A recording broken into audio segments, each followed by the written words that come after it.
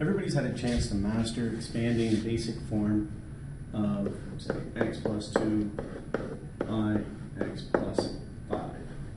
We're going to step it up a little bit, and now all of a sudden we have a number in front of our variable. It works pretty much the same way. I'm just going to take that 5e, multiply it by 2e, and then multiply it by 4. So we get 10e squared plus 20e, and then the 3 by the 2 plus 6e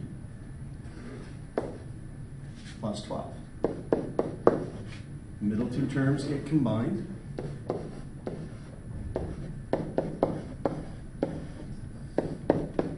Now, this is pretty standard to what we've been doing, but the key here is having the numbers here affect what happens in here. So, the reason why I wanted to show this example first is because now we're going to work on factoring when there's a number in front of the g, or a number in front of the m. So we're going to start with this first example, and I'll do this now. Before, old problems, that would have been our product.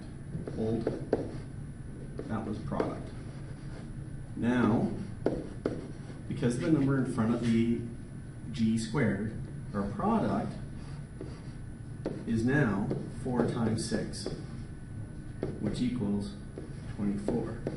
So now I'm looking for two numbers that multiply together and equal 24. My sum doesn't change.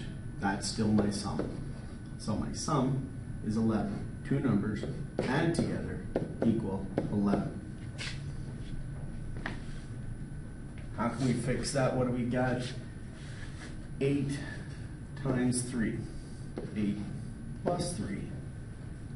So, now that we know that, come back down here, and now 11g is equal to 8g plus 3g. That's the important part right now, because what we're going to do is we're going to replace 11g with 8g plus 3g. So, skipping down to here, we have 4g squared plus 8g plus 3g plus 6. Now we're going to do the grouping. First two with last two. I have 4g common in the first one. Leaves me with g plus 2 plus 3 is common here. 4g is common here. 3. And it leaves me with g plus 2. Perfect. Same thing in the brackets. Your end result, 4g plus 3 and g plus 2. So very similar once we get to here, once we get to this step. Only thing really changing is how we figure out the product. So we'll try one more example here. My product, I don't know what happened to our screen there. Our product is going to be 6 times negative 10. So it's negative 60. My sum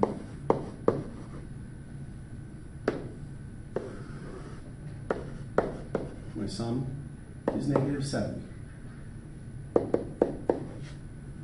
So I need two numbers multiply together equal negative 60, add together equal negative 7. If I have a negative product, that means I need to have one positive and one negative. And when you start going through the numbers in your head, 3 times 20, 30 times 2, 4 times 15, 5 times 12. There we go.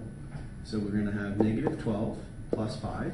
It's going to be negative 7. Negative 12 times 5. It's going to be negative 60.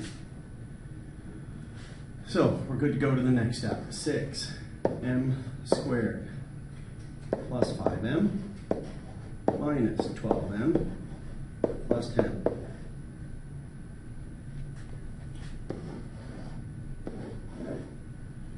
we have an m that's common, so we get 6m plus 5 with an m in front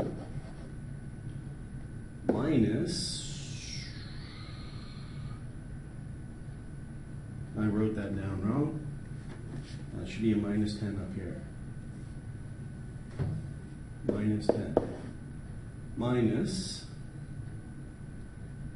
2 is common, and it leaves me with 6m plus 5. Same thing in the brackets. M minus 2, 6m plus 5. And finished. Now, to verify, you would multiply back out. Verify by using